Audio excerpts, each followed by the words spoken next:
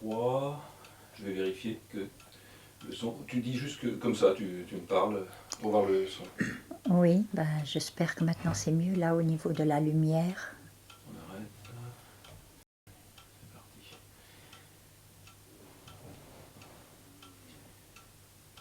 Donc ça va être c'est le titre, ça sera. C'est pas les passions, c'est.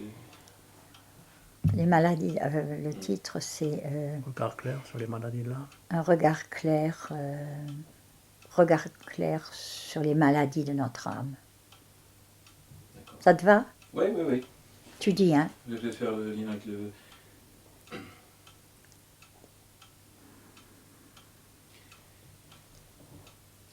Bonjour Alphonse, bonjour Rachel. Nous revoici ensemble. Pour introduire un peu la série de petits entretiens que nous allons avoir ensemble, je voudrais que vous répondiez à travers ces entretiens à une question qu'on vient de recevoir d'un de nos internautes qui se posait la question d'une méthode qui serait utile au plus grand nombre pour pouvoir allier la vie professionnelle, les soucis quotidiens et avoir une possibilité de passer de l'avoir à l'être. Ils vous écoutent tous, ils s'imprègnent de votre enseignement, tous ceux qui regardent vos entretiens. Et là, j'ai trouvé que cette question assez pertinente. Comment, finalement, passer donc de l'avoir à l'être? Oui. Tu commences? Bonjour à tous. On va essayer de jeter ce regard clair ensemble sur notre vie. En fait, on y a déjà fait allusion lorsqu'on a parlé des deux dimensions de l'homme, la dimension existentielle, quotidienne, à laquelle on s'identifie tellement qu'on finit par croire que c'est cela, la vie, et la dimension essentielle, la verticale, qui, elle, nous livre le trésor de toute sagesse. Alors le sens du carême qui avance à grands pas, c'est vraiment celui-là. C'est d'approfondir sans cesse ce regard et d'être dans la vigilance permanente avec une intensité croissante pour qu'on découvre où cela se joue dans ma vie très concrète, dans les circonstances et même dans le détail de notre vie. Et pour cela, la liturgie de ces temps de carême nous offre un haut lieu qui va être célébré bientôt. C'est la résurrection de Lazare. C'est un drame extraordinaire dans l'évangile de Saint Jean où on voit Jésus aux prises avec la mort. Et quand il apprend la mort de son meilleur ami Lazare, il va droit vers la Judée, donc vers la mort. Il prend cette direction et l'assume pleinement en nous faisant comprendre que la mort ne se subit pas, mais elle s'assume, elle se vit pleinement au quotidien et par ce fait, elle livre son intériorité, elle se transforme. C'est une véritable alchimie, si bien que devant le tombeau de Lazare, tous ceux qui sont là avec les deux sœurs Marthe et Marie pleurent et sanglotent, lui, il rend grâce. Et après l'action de grâce, il finit par dire enlevez cette dalle qui est sur le tombeau, et on voit surgir de la pénombre Lazare, couvert de bandelettes, et il dit déliez-le. On voit là d'une manière magnifique comment il y a l'œuvre de Dieu en Jésus-Christ et l'œuvre de l'homme. Il appartient à Dieu de ressusciter les morts, et il le fait.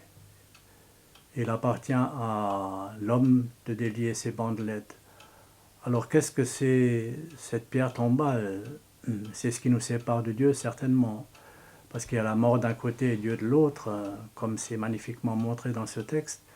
Et ces bandelettes, qu'est-ce qu'elles sont? Quand Jésus dit « déliez-le maintenant », qu'est-ce que cela veut dire, ces bandelettes? Je crois que c'est intimement lié à ces maladies de l'âme dont nous sommes couverts. Et notre grande tradition des pères du désert l'a révélé dès les origines. Par exemple, ceux dont on va parler a été mise en relief par un père qui s'appelle Évacre le Pontique, déjà au IVe siècle. Lui-même l'a reçu de ses devanciers, donc c'est une antique tradition et qui pose à la fois un diagnostic et une méthode précisément de guérison, une véritable thérapie. Alors peut-être on va s'appuyer sur ces données de la tradition et en bref regarder comment cela peut devenir pour nous aujourd'hui dans notre quotidien vraiment une mise en question et une sortie de notre tombeau actuel. Comment sortir de cette vieille vie pour réaliser la promesse des évangiles de Saint Paul que en nous vit dans notre tombeau intérieur profond, vit un homme nouveau qui doit surgir de cela. Comment c'est possible?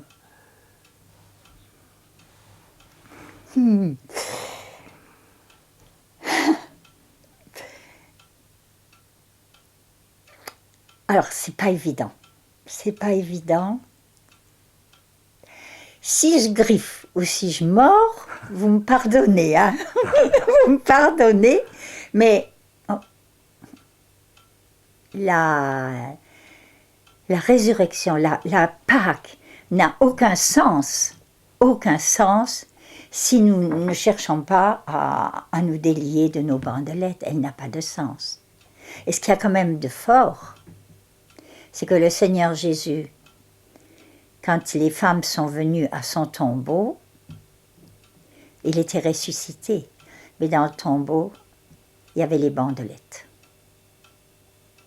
Donc s'il y avait les bandelettes, c'est qu'il a assumé nos bandelettes. Il les a posées là dans le tombeau, elles sont assumées. Mais il y a notre liberté aussi. Il y a notre travail aussi.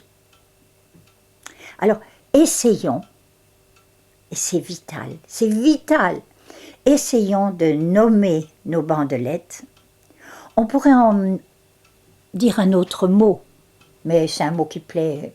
Les bandelettes, ça plaît mieux quand même. Oui, nous pourrions dire le mot, nos passions, c'est la même chose. Les passions, les bandelettes, c'est exactement la même chose. Nos dépendances, ce qui nous lie, ce qui nous enferme, qui nous empêche d'être dans notre liberté. Jusqu'à la mort. Jusqu'à la mort. Jusqu'à la mort. Et attention, il ne s'agit pas d'enlever une passion, il s'agit de la transformer. De la transformer. Alors essayons de nommer ces bandelettes, ces passions. Qu'est-ce que c'est ces passions?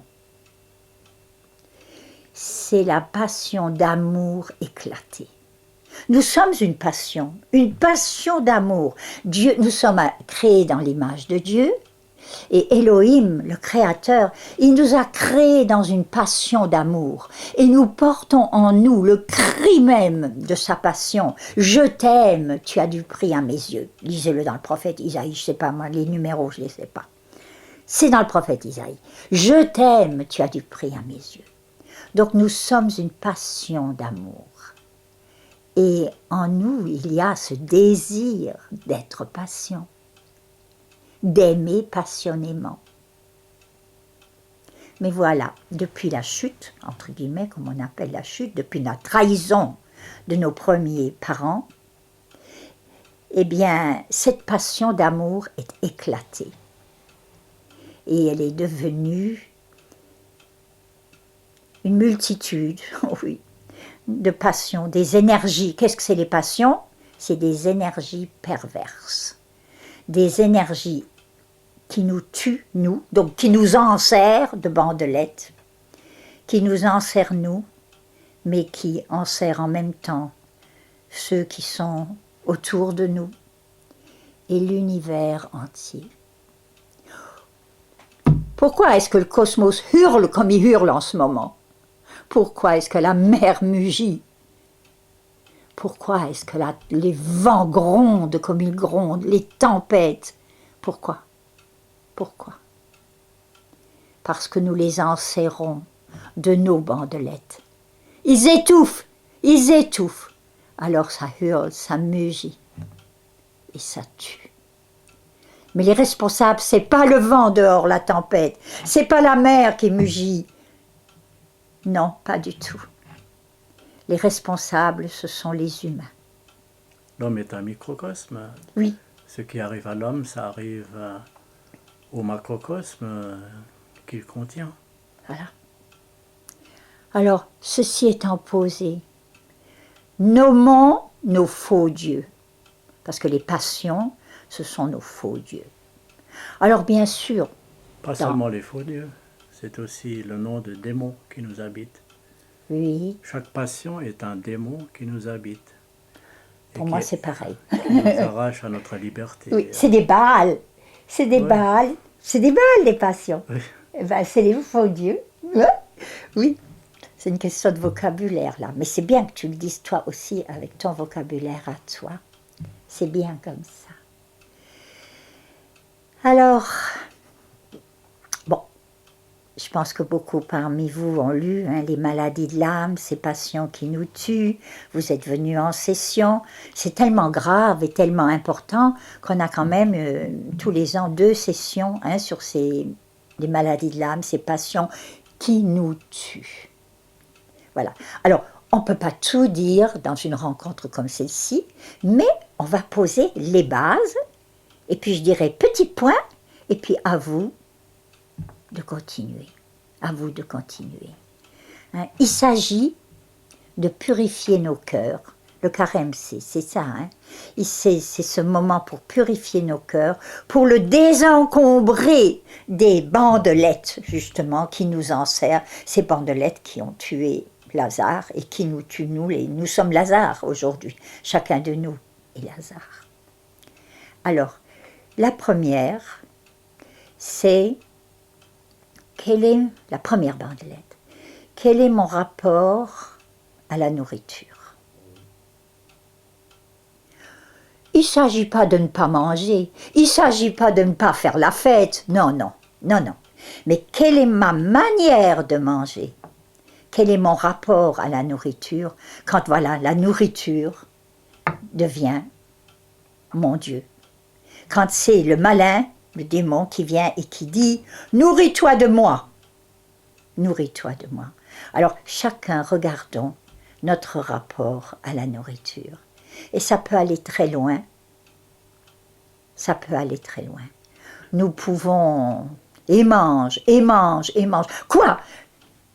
Toute une partie de l'univers, de nos frères, meurt de faim. Et nous pouvons parfois manger. Pourtant, la nourriture est un don de Dieu. La nourriture, c'est un don sacré. Alors posons-nous déjà la question face à la nourriture. Est-ce que, avant de me mettre à table, je bénis le Seigneur? Est-ce que je lui demande? Est-ce que je l'invite à table? Et quand je me lève de table, est-ce que je dis merci? Et comment est-ce que je mange? Cette nourriture, est-ce que je la bénis? Est-ce que je la bénis? C'est un don de Dieu. Et elle se donne, c'est un acte sacrificiel. Le repas est une pré-eucharistie déjà. Donc, quelle est mon approche? Voilà, c'est ça la question. Quelle est mon approche de la nourriture? Est-ce que mon approche est bénédiction? Donc je répète, il ne s'agit pas du tout de ne pas manger. C'est pas du tout c'est mon approche de la nourriture. Mon cœur empli de bénédiction. Et cette bénédiction que je pose aussi dans la nourriture. À ce moment-là, il y a déjà une communion entre la nourriture bénie et moi qui bénis, moi qui mange.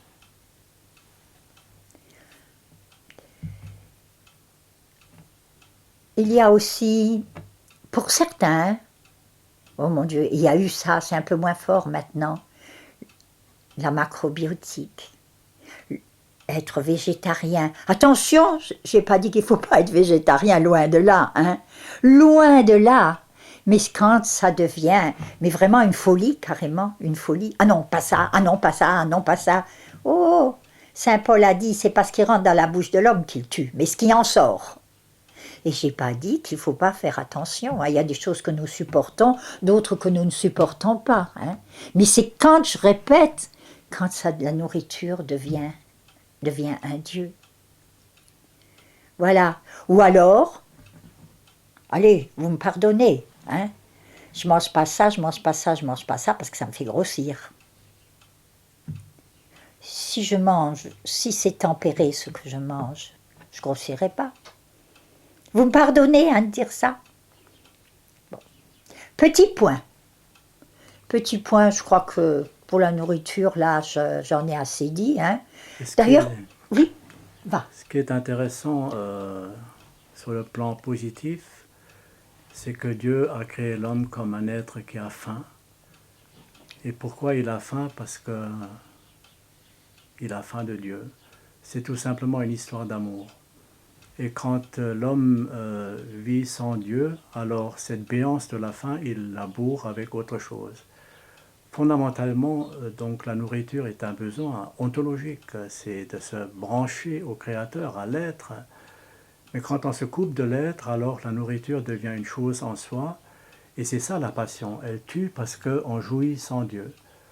La première passion nous tue au sens propre du terme, comme le dit le langage populaire, l'homme creuse sa tombe avec ses dents, et Freud l'a magnifiquement expliqué en termes scientifiques.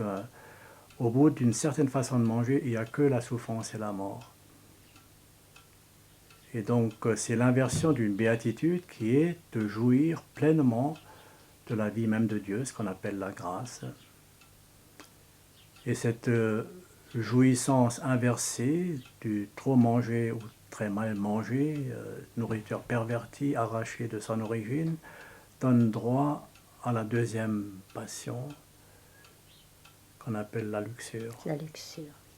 Mais pour revenir, là on a parlé de la nourriture, mais dans la nourriture, il faut aussi mettre, bien sûr, il y a l'alcool, il y a, hein, ça en fait partie, hein, tout le... Voilà, c'est... Alors la deuxième, la luxure. Ça aussi c'est un mot qui passe ou qui passe pas. Pour d'autres, oula, c'est même dit la pornographie. Moi je voudrais dire simplement, quel est mon rapport aussi, là à nouveau, à mon corps et avec mon corps. Comment je n'ai pas un corps, je suis mon corps. Et alors, quel est ce rapport? Comment est-ce que je vis ma sexualité du matin au soir? Du matin au soir? Quand on dit le mot sexualité, il ne s'agit pas, on ne voit pas seulement un lit, hein?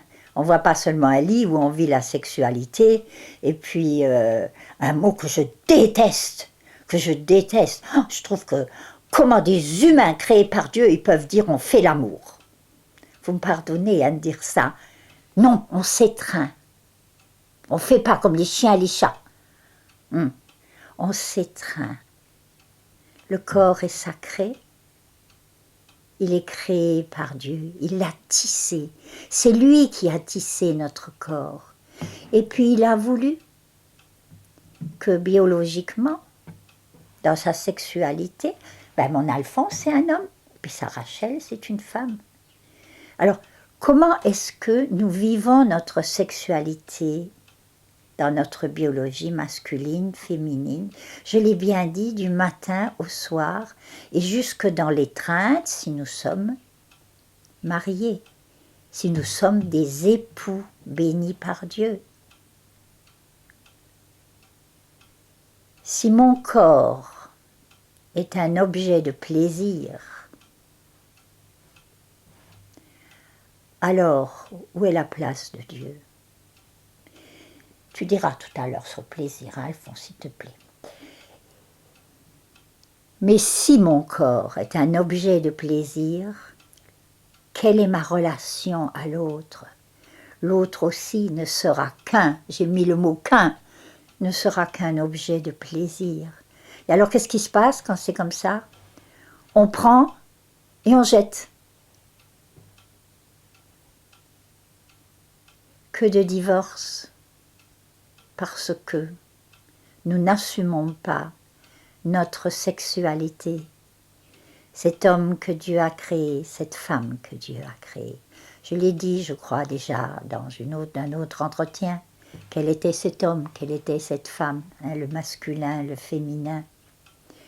Et je l'ai dit, si nous ne vivons pas nos épousailles intérieures, du masculin et du féminin, nous ne vivrons pas à l'extérieur. Biologiquement, nous ne vivrons pas dans notre contact avec l'autre, la rencontre avec le masculin et le féminin, et jusque dans les épousailles. Donc là encore, est-ce que je respecte mon corps? Est-ce que je bénis le Seigneur pour mon corps? Est-ce que je bénis sa présence? Sois béni, Seigneur, dans ce corps que tu as créé, toi. Sois béni, Seigneur. C'est tellement, tellement important. Et allez, on ne peut pas s'en faire cadeau là, puisqu'on est en train d'enlever les bandelettes. Pour certains, le plaisir solitaire.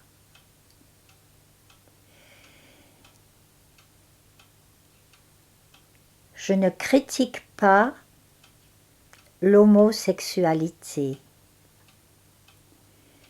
Je dis que l'homosexualité est une perte de notre identité.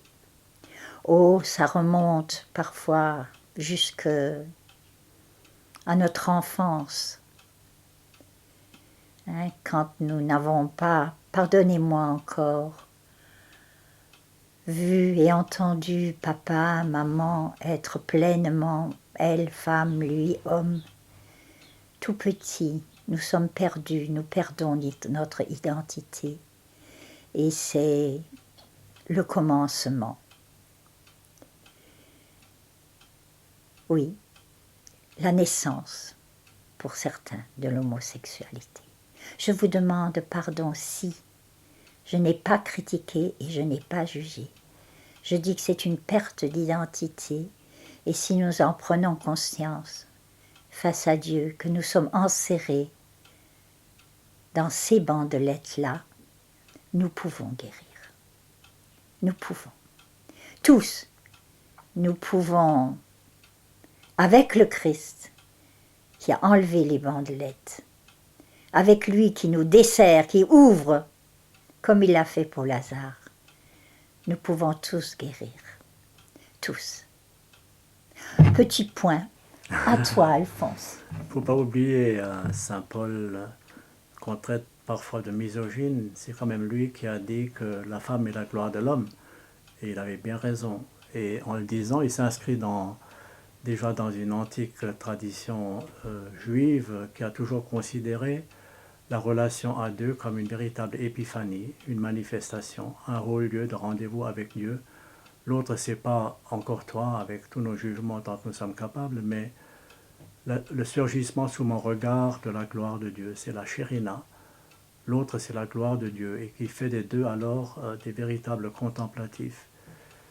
Et dans ce contexte, il ne faut pas oublier notre schéma anthropologique dont nous avons parlé récemment. L'homme est corps, âme, esprit. Et l'esprit, quand il n'est pas constamment uni à Dieu, le Christ a dit prier sans cesse, mais ça nous arrive rarement. Alors quand notre esprit n'est pas tourné vers Dieu, uni à Dieu, il se tourne vers l'âme, il va parasiter l'âme, et ce feu de l'esprit va entrer par l'âme dans le corps, et le corps prend feu. C'est la naissance de toutes les passions charnelles, et alors toutes nos relations sont pornographiques. Il faut s'observer très concrètement. On exploite l'autre par le désir, par le regard, par les envies, par les intérêts, etc., etc. On en fait véritablement un objet. La seule réponse, c'est que l'esprit s'unit à Dieu, alors il voit autrement et autre chose. C'est la seule guérison. Petit point, hein? Petit point. Je ne peux pas tout dire là comme ça. Troisième brandelette. Ce que l'on appelle l'avarice. Attention. Ne voyons pas tout de suite le porte-monnaie, le portefeuille. Bien sûr que ça concerne aussi notre partage dans l'argent. Mais c'est pas là que ça commence. L'avarice dépend de notre cœur, bien sûr. De notre cœur. Je peux être avare dans le regard sur l'autre. Je n'ai pas un regard pour l'autre, un regard d'amour. Avare, pas un mot d'amour. Avare, pas un geste d'amour. Et alors, oui, ça peut aller jusque toucher à l'argent. On n'éprouve pas, le cœur est durci, il est enserré dans les bandelettes, et on n'éprouve pas le besoin de partager. Mais je répète, c'est pas que l'argent, loin de là. Loin de là.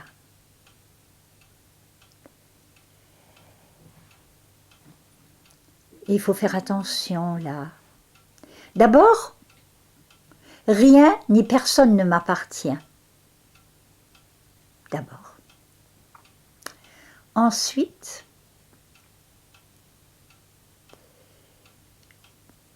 je suis capable de donner, j'ai pas dit de partager, de donner de l'argent pour soulager ma conscience. Oui, nous sommes aussi capables de ça. Ces pauvres-là, hein, je donne, j'ai pitié d'eux. Non, j'ai pas pitié. Je partage. Je partage. Voilà. Sinon, qu'est-ce que ça veut dire? Là, il faut faire attention aussi. On va donner pour soulager la conscience. Non. Merci Seigneur. Sois béni. Je gagne ma vie. Je gagne ma vie. Voilà. Eh bien, je partage. Je partage avec mon frère. Tiens, ça me monte là comme ça tout de suite. Le Seigneur, il a dit à Sainte Thérèse d'Avila, il lui a dit que vous me pardonnez, hein, mais après tout, mettez-vous en colère après elle si ça vous prend, hein, pas après moi, là, du coup, hein, pas après moi. Et il lui a dit, le Seigneur, que tous ceux qui mettaient de l'argent de côté, sans partager, eh bien, ils auraient des comptes à lui rendre au dernier jour. Alors, hein, c'est elle qui l'a dit, c'est pas Rachel. Rachel, je le répète. Déjà, Saint Jean Chrysostome au IVe siècle a dit ça. Il a dit aussi? Que le superflu ne nous appartient pas. Et non. Quand on a suffisamment pour manger, s'habiller, habiter, le superflu ne nous appartient pas. Voilà. C'est très sévère à cette époque-là. Donc, c'est une bandelette terrible aussi, hein. Elle est terrible. Quelle est la place, hein? Quelle est la place de l'avoir, bien sûr, de l'avoir, mais aussi de cet avoir, hein, où je garde mon regard. Attention, je garde mon regard pour moi, je garde mes gestes pour moi, je garde tout pour moi, hein, pas seulement les sous.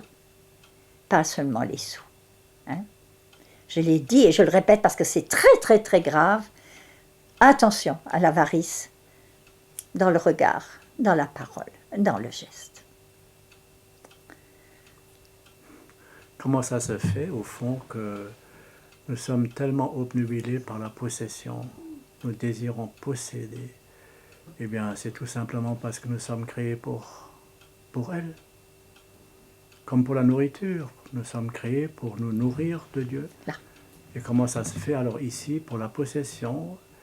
Eh bien, nous sommes créés pour posséder le royaume qui est notre trésor au fond de nous. Détourner de ce royaume intérieur, de notre profondeur la plus intime, alors on va chercher à compenser, à bourrer cette béance qui est toujours là par des possessions extérieures. Et quand on regarde de près, on voit que tout ce qu'on possède, en réalité, nous possède et finit par faire de nous des possédés. C'est assez terrible. Et là, toutes les traditions sont unanimes. Le grand leitmotiv, par exemple, du bouddhisme, c'est donc le non-attachement. Le non-attachement, tout est là. Mais la question est de savoir comment y arriver. Le christianisme appelle ça la pauvreté. Mais on peut être richissime de sa pauvreté. Moi, je suis pauvre et on met de nouveau le moi au centre de tout. Comment parvenir à cette pauvreté, à ce non-attachement? La réponse, c'est de considérer que tout est don de Dieu. Rien ne m'appartient, tu l'as dit. Tout est don de Dieu, mais si tout est don de Dieu, mon attitude juste, c'est de rendre grâce. Tout est grâce, tout ce qui m'entoure, même mon corps, la chaise, la table, la maison. Tout est don de Dieu. Et donc, si je rends grâce, je deviens un être libre. Et la liberté intérieure, c'est la véritable pauvreté. La pauvreté, c'est pas ne rien avoir. Tous les moines sont entourés de choses et le tout, c'est de ne pas les considérer comme me possédant. Rien ni personne ne m'appartient.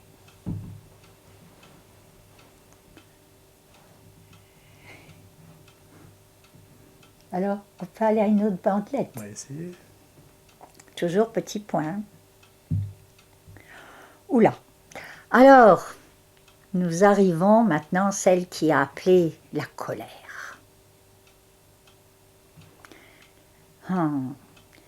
Et la colère, ouais, c'est le démon en personne.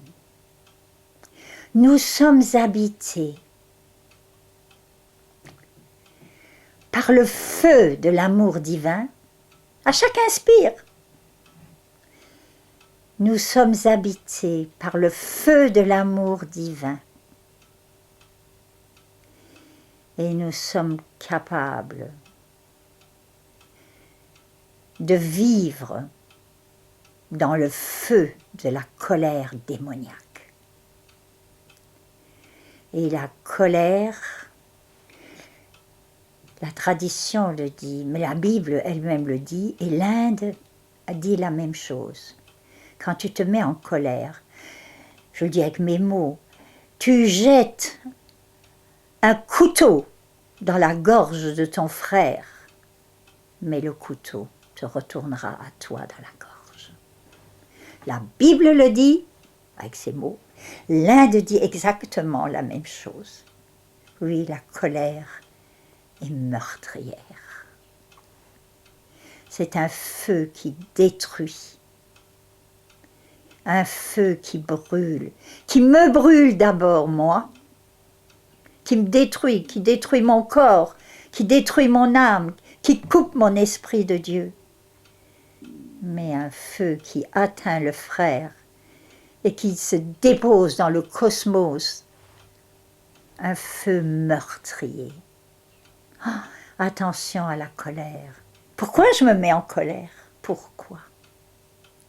Nous verrons dans les bandelettes qui viennent un petit peu plus tard, un tout petit peu là après, ce qui fait justement que nous nous mettons comme ça en colère.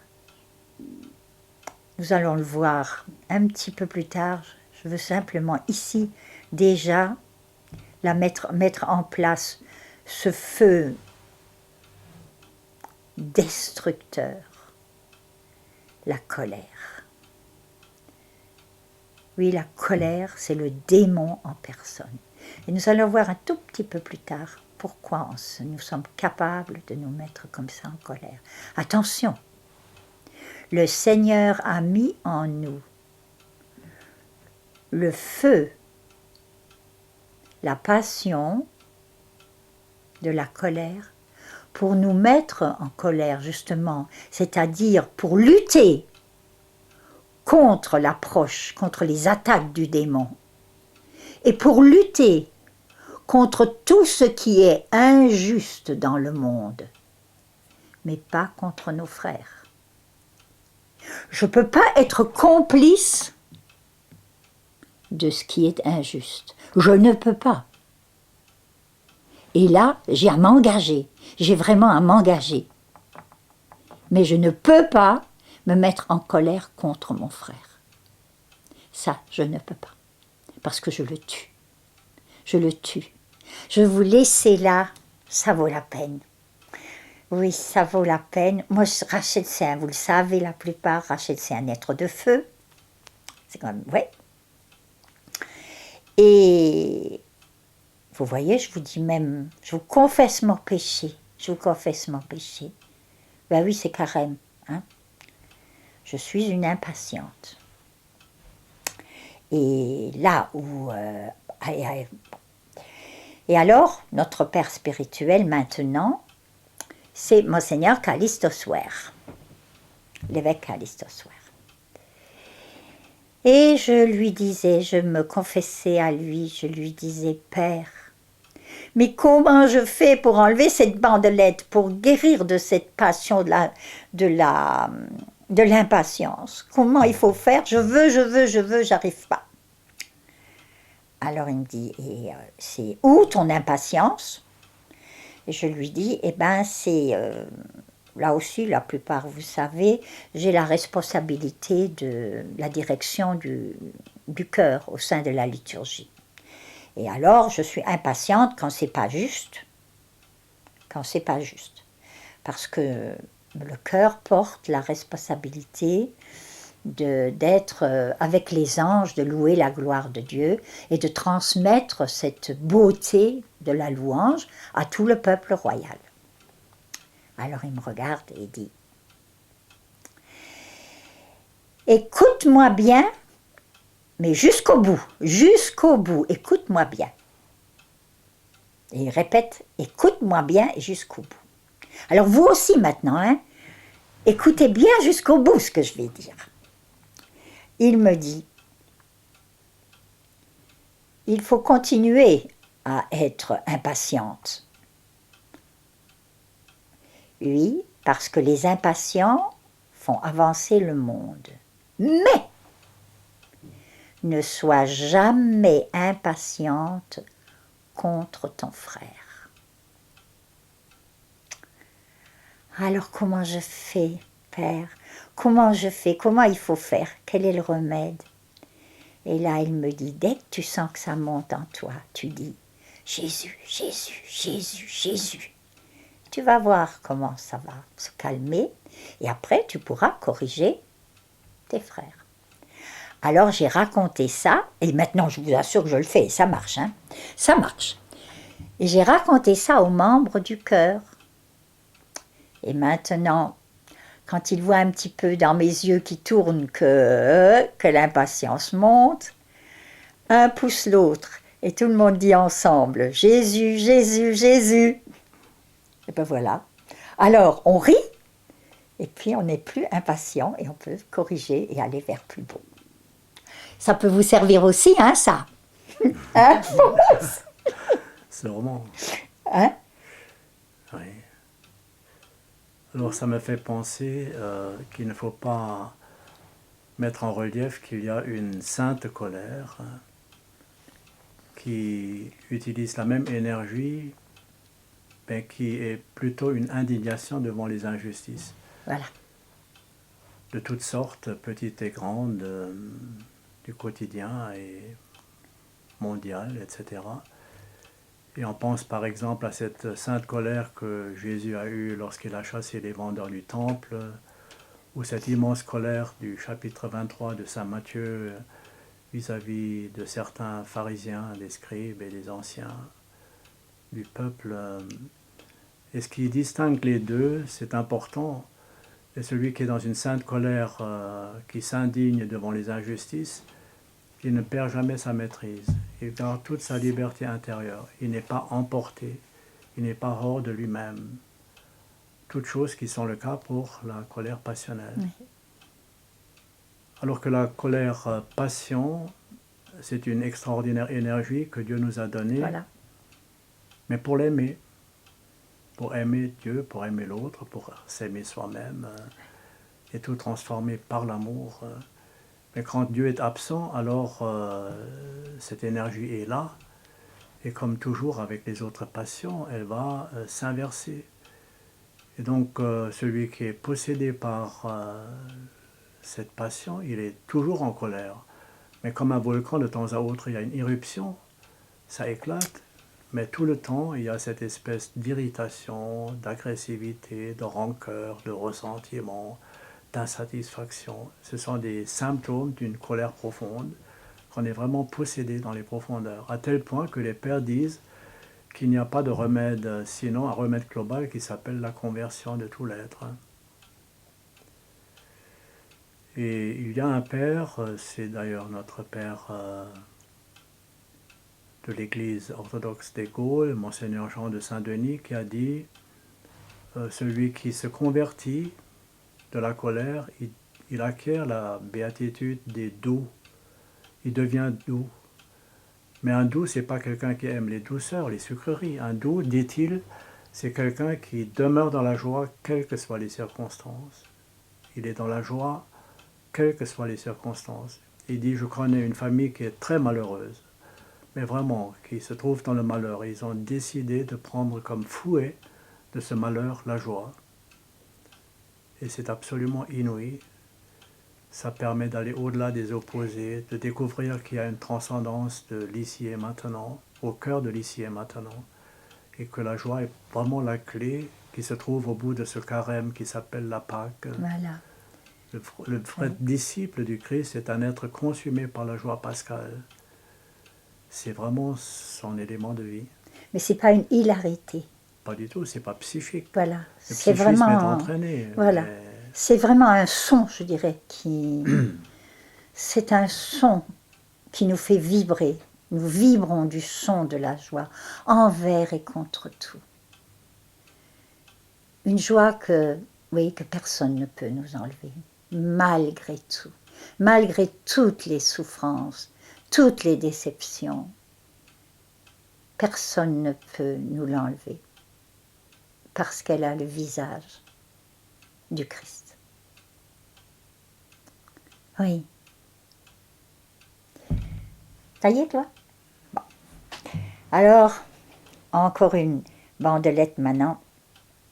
C'est la sœur jumelle de la colère, c'est la tristesse.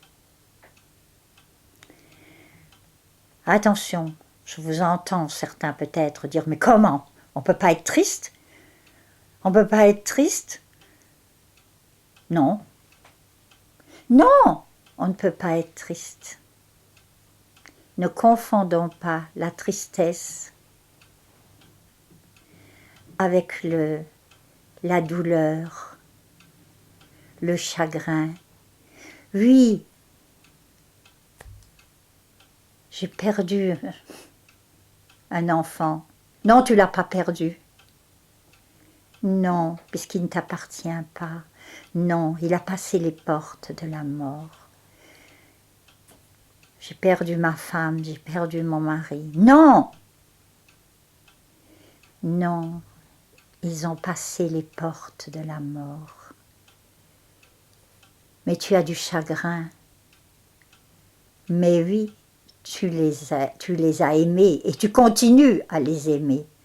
Il te manque, tu as mal, tu as du chagrin. Oui, il y a des larmes qui coulent. Oui, mais en même temps, pour eux, tu te réjouis parce qu'ils sont rentrés dans la lumière. Vous voyez la différence? La tristesse, on se roule dedans. On est toujours, et pour beaucoup, on se roule dans le passé. Dieu n'a pas de place, il n'a pas de place. Et c'est la faute à mon père, et c'est la faute à ma mère, et c'est encore, et toujours, et on se roule dans le passé. Hein? Ça, c'est la tristesse. Et alors, c'est la dépression nerveuse. Et alors, on prend des calmants. Et oui, et c'est la déprime. Et ça peut aller très loin. Ça peut aller très loin. Mais où est, alors, interrogeons-nous, où est la place de Dieu? de Dieu qui dit « Je suis là avec toi ». Ta souffrance, je la partage. Je suis avec toi. Je partage avec toi. Et parce que je partage avec toi ta souffrance, je la transforme en joie.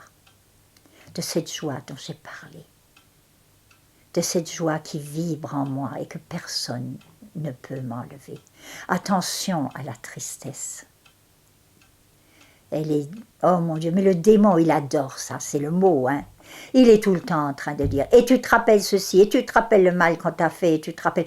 Mais, oui, certains parmi nous, je dis nous, j'en fais partie, certains parmi nous ont beaucoup souffert. Les uns physiquement, quand on souffre physiquement, l'âme aussi est. L'âme aussi souffre. Elle souffre, il n'y a pas que le corps, il y a l'âme. Et si nous ne sommes pas dans la bénédiction, dans la prière, alors l'esprit ne sait plus où il est. Nous ne sommes plus habités par l'esprit.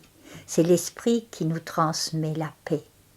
Au sein de ma souffrance, le Seigneur vient me dire « Je te donne ma paix. Je te donne la paix. » Vivre dans la paix du Christ, au sein des plus grandes souffrances. Oui, des plus grandes souffrances. Nous ne pouvons pas nous rouler dans la bandelette de la tristesse. Elle nous étouffe. La tristesse nous étouffe. La colère nous jette hors de nous-mêmes sur l'autre. Et la tristesse, elle nous étouffe. Nous perdons le sens de la vie. Oui, la vie n'a plus aucun sens. Attention. Tu continues toi maintenant. Je crois qu'il faut rappeler que l'homme est encore âme-esprit. L'âme, sa caractéristique, c'est toujours cette espèce de mélancolie, de tristesse qu'elle traîne, ce dualisme, ça me plaît, ça me déplaît, ça m'attire, ça me repousse, ces états d'âme qui justement nous tuent, alors que l'esprit de l'homme, il est toujours dans la paix, la joie, l'amour. Il ne peut pas faire autrement, il est au-delà des dualités, au-delà des opposés. Il est toujours dans la joie. Et nous l'avons dit lors d'un entretien, cette joie s'appelle amour quand on la porte à l'autre, elle s'appelle paix quand elle est ma stabilité profonde et intérieure.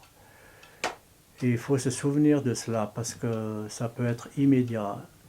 Nous pouvons nous brancher à l'instant même à cette joie qui nous est inhérente et intérieure. Nous sommes habités dans notre profondeur, dans notre conscience profonde, par une joie non conditionnée. Le Christ en parle admirablement, surtout à la fin de l'évangile de Saint Jean, mais il est tout son être en est la manifestation, tout son message, même s'il n'utilise pas tout le temps ce mot.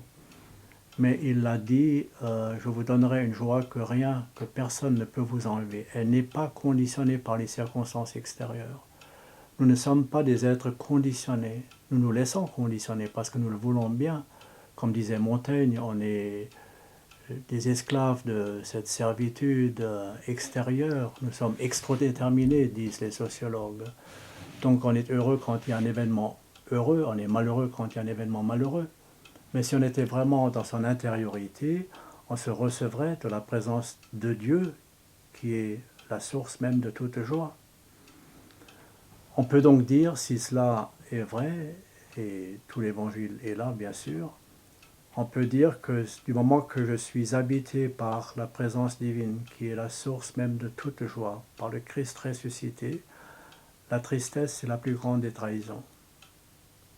La tristesse c'est la plus grande des trahisons, c'est une des plus grandes passions parmi toutes, et les saints n'ont cessé de le dire et le redire. Par exemple, je pense à saint Isaac le Syrien, un des grands sommets de l'orthodoxie au VIe siècle, qui a dit qu'il n'y a qu'un péché, c'est d'être insensible à la joie du Christ ressuscité. Et si je fais un bond de 10 siècles jusqu'en Occident, je trouve les mêmes paroles au XVIe siècle chez sainte Catherine de Sienne, par exemple, qui dit « le plus grand péché, c'est la tristesse ». Et pourquoi, dit saint François de Sales? Parce qu'un saint triste est un triste saint. Là.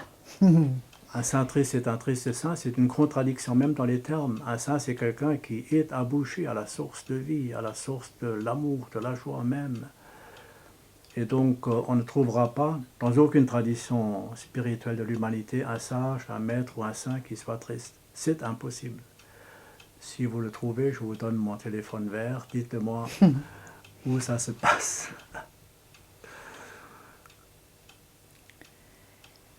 Oui. Mais, on le dira à la fin, mais la guérison, enfin, comment desserrer toutes ces bandelettes, hein, il n'y a pas 36 moyens. Il n'y a que la bénédiction et le pardon. Ils sont liés, et bénédiction et pardon égale amour, égale joie. Tu es d'accord avec ça? Pour moi, en tout cas, hein, tu es d'accord? C'est l'instrument. C'est l'instrument, il n'y en a pas d'autre. La bénédiction et le pardon. Ah, quelle thérapie! Quelle thérapie céleste! C'est l'homéopathie céleste. Le pardon et la bénédiction, je le répète, hein, c'est l'homéopathie céleste. Oui. Pour toutes les bandelettes déjà qu'on a nommées. Hein. Bon. Alors maintenant, une qui lit bien tout ça, là encore, alors une autre bandelette. Une autre bandelette, c'est ce qu'on appelle l'acédie. En grec, akédia. Qu'est-ce que ça représente ce mot-là? L'acédie. Mon Dieu, quel danger cette maladie. En psychologie, on dit la morosité, la mélancolie. C'est les mots de la psychologie. Déprime.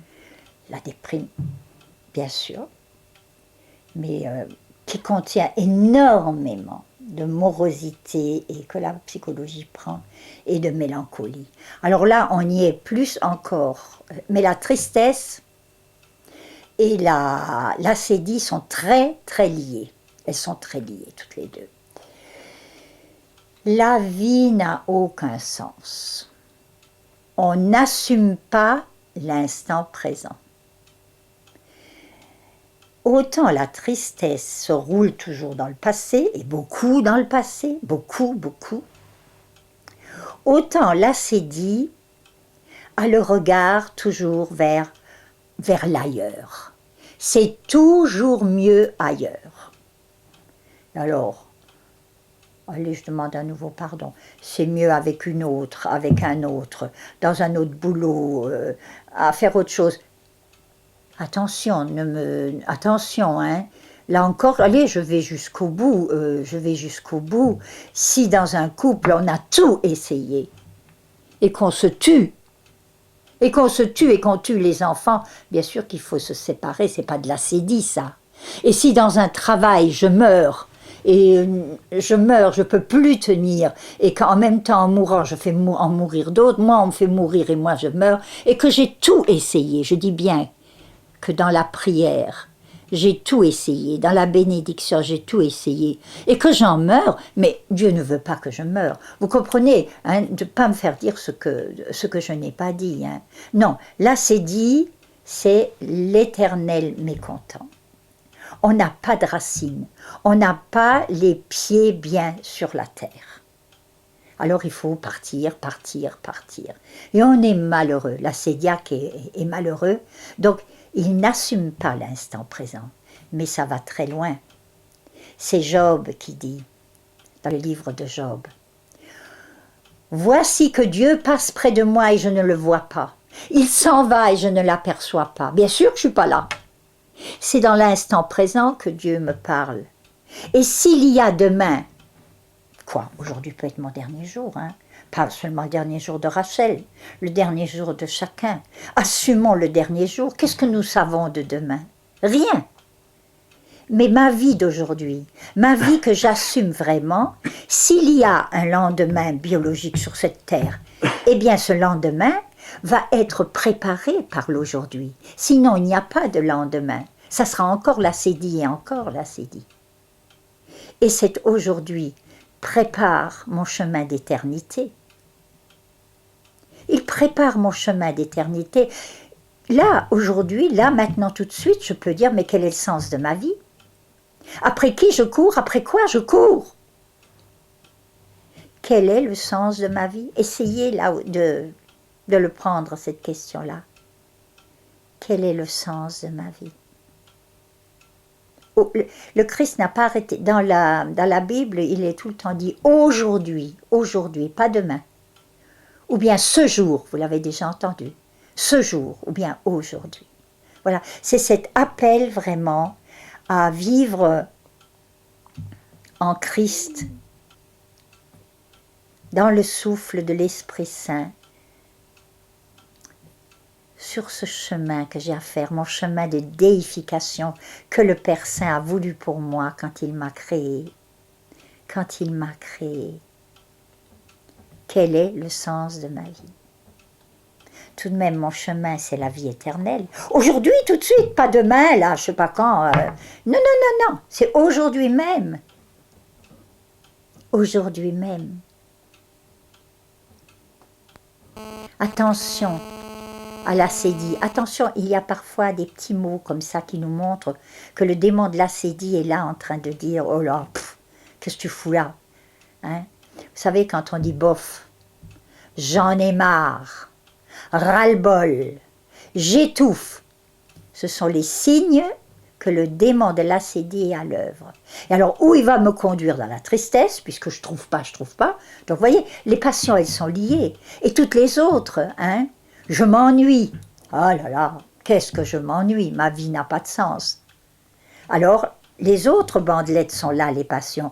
Ou bien manger, ou bien me perdre dans une fausse sexualité, vous voyez. Ou bien aller ramasser de l'argent, en mettre de côté, parce que Dieu sait ce qui va m'arriver. C'est une passion tellement dangereuse, l'acédie, tellement dangereuse. Oui, je trouve que cette passion de l'acédie est le meilleur symptôme du paradis perdu, comme on l'appelle. Cet ailleurs, c'est au fond notre profondeur habitée par Dieu. Et tant qu'on cherche cet ailleurs qu'en lui, il n'y a pas de réponse, il n'y a pas de paix, c'est pas possible. On ne peut pas s'attacher d'une façon infinie au fini des choses. Il n'y a pas de réponse. C'est ce grand philosophe contemporain juif, Martin Buber, qui a dit « le trésor que tu cherches est exactement à l'endroit où tu te trouves maintenant, à l'heure qu'il est, dans le monde tel qu'il est, là où tu es, et nulle part ailleurs. Et c'est là où tu es qu'il faut creuser en profondeur. » J'avais autrefois un ami dans ma jeunesse qui disait « Mon grand-père répétait souvent « ça ne va pas comme je veux, mais je veux comme ça va ». C'est magnifique. C'est digne d'un aphorisme d'un père du désert. D'ailleurs, ils l'ont exprimé autrement. « Désire ce que tu as et tu as ce que tu désires ». Tout est une question de désir, mais où est-il? Jeté dans le multiple des besoins ou alors dans cet unique désir de l'unique désiré qui contient tout. J'avais rencontré aussi longuement le maître japonais Deshimaru qui disait « Qu'est-ce que vous voulez ?» Pour moi, la vie est comme une ligne. Une ligne, c'est quoi? C'est une succession de points qui fait que ça soit une ligne. Nous n'avons qu'une chose à faire, c'est de vivre ce point intensément, totalement, pleinement. Ensuite, le point suivant et le point suivant. Et c'est ça l'instant. Et quand l'instant est vécu dans une telle intensité, il se révèle qu'il est la présence divine en personne. Dieu, c'est l'instant. Et l'instant, c'est Dieu.